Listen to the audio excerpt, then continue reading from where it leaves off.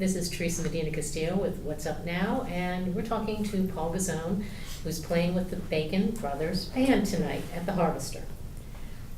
We have a couple of just off-the-wall questions to ask. Sure. Why did the band decide to start the tour in Rocky Mount? The band had no say in that whatsoever. Neither did Kevin or Michael. It was just the way it laid out. Both Michael and I teach at university in New York. Michael teaches at Lehman College and I teach at Pace University. I finished before he did, but he just finished 7 days ago. So we couldn't leave town until Michael was available, so that was part of it. And then part of the schedule has to do with the best routing, because we have a big tour bus, yeah. And you don't want us driving, we need to be able to route the tour. It was just the way it laid out. Just logistics. There was no, there was no greater plan other than throwing a dart at the wall and saying we got to start. And well, also the thing is that the folks at the Harvester, we played here before. We love the place. They love us. So I think it was pretty easy for the agents to pick up the phone and say, we'd like to start there. Could you give us, kick it off? Well, that's So nice to so know. that's how it worked out. Our little Harvester is becoming a thing. Oh, it is. It's been a thing within the industry. Everybody knows this place. Yeah. And you've got your own merch that you're going to have out after. I have my the own concert? merch, and the Bacon Brothers have their own merch. 2 years ago when we played here, I opened the show for them. Tonight we're just doing an evening with, which is first half, a short break, second half, which is more of a theater show. We have some new material that we're going to be playing, some for the very first time in front of an audience. We'll be reading some That's charts. really great. So, Michael wrote a couple of interesting pieces of music for cello, and he wrote an interlude, a prelude. Kevin gave Michael an assignment. Because what we want to do on the tour is change up the set night after night. And there's we do a cello segment at the middle of every show.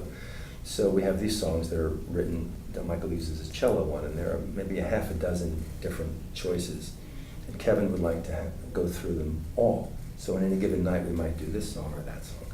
So in order to do that, we decided, Kevin said, Michael, write a prelude that can take us into any one of those songs.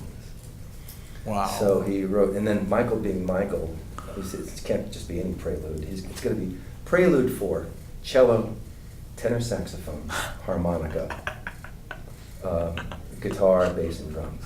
So it's an unusual assortment. That is an interesting mix for a prelude. Our drummer said, when he first heard the demo, Frank said, that scene from Star Wars in the bar where all the this crazy cantina? The cantina Oh, scene. wow. He said it reminds her of the cantina scene. No, it's not that goofball. But it's like when you hear the demo, it's like, how are you putting these instruments together? But with music, it will gel when the live instruments play. And we did a rehearsal yesterday. I started working it, so.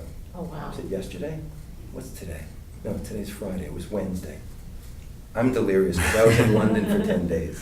Yes, I wanted to ask you about that a little bit. Yeah, tell us about London. It was the first time I'd been to London.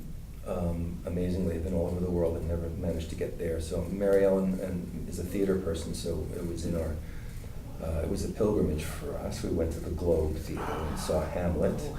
and we found Female Hamlet. Female Hamlet. Like, so it was a female Hamlet. The creative director of the theater group that's based there is a woman, and they this season they made it a totally democratic theatrical season in that the director did not have as much say as a director normally would. Everybody contributed. They had meetings where they talked to the lighting designer, the costume designer, the actors, the director. They put it up to a vote what they were going to do, and they put it up to a vote as to who would be cast in the roles, and they cast her as a female Hamlet. Wow. And a male Ophelia, who was also Middle Eastern or South Asian, tall, dark-skinned, black-haired, a thin, beautiful guy as Ophelia in a dress. So it was really, and remember, when Shakespeare did Shakespeare, back There in, weren't any female characters. there were no women on stage. All Yeah. the female roles were played by young boys or young men. So it was kind of an That's interesting really take, and it was great. interesting. I will say this, it was, the theater was beautiful, and we took the tour, and it's a great experience for anybody who's into theater. The one problem is, in Shakespeare's time, there were no jet planes. So, it was quiet when they did their performances. However, It's not now. it's not now. So there are mechanical noises, which, it's an open-air theater. There's no Below. way to change the Can't change. acoustics in there. No, it's open air. It's true to the original design. Oh, wow. It's exactly the original design, or as best as they could figure it out. So we did that in London, and we went to some museums, the Tate Modern, we went to the National Gallery. Coincidentally, while we were there was the Chelsea Garden Show, which some neighbors of ours who lived in England for 4 years said we must see. So we went to the Chelsea Garden Show. And then, just to put a little icing on the cake, we went to see the Rolling Stones at London. The juxtaposition of Yes, those we two saw- events. We saw Shakespeare on Tuesday and the Rolling Stones on Friday. So it was great. It was great. We'd go back. We're planning our next trip already. So. Oh, that's wonderful. And I came back on Tuesday, and we rehearsed on Wednesday. I flew to Charlotte yesterday, and I'm here today. I am so honored that you're able to do this with us today. Tell us about the, when are you going to be Colorado? Next week? 2 weeks from now, right? Yeah, somewhere on this trip, too. I guess in the middle of the run. That's the thing that just struck me about your schedule. It's like, wait a minute, what? I heard that place before. Yeah, we're going to be at in Estes Park at the Stanley Hotel for 2 nights. So you probably could tell me, Carl, more about the Estes, about the Stanley Hotel than I know about it, because of a certain film that was made there. Yes. The story is that Stephen King went there just by accident. It wasn't the place they were supposed to be at, but they, had to stop someplace, and there it was. And it was after season. They were the only people in the hotel, which was so creepy it sparked his imagination, and that's how he wrote The Shining. The Shining, yeah. Or of course, it was a book first, so Yeah. he actually had an experience there, which I didn't know.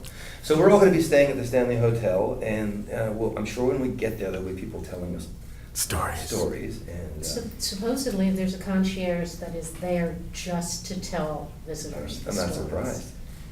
So hopefully there'll be some hijinks ensuing. We'll see. There's a brand new theater, and I think we are christening the theater, if I'm not mistaken. Wow. So they have us there for 2 nights. Brand new theater, Performing Arts Center. So we're excited about it. So you're going as far as how far out? That's as far west as we're Okay. going, and then we come back east. We're going to be in St. Louis, and on this leg of the tour, we're going to wind up in Atlanta. We're coming back this way again in July and August too. We'll be in Nashville, not this time around, Chicago, Nashville. We're all over the country. We're going from here to Jackson, Mississippi.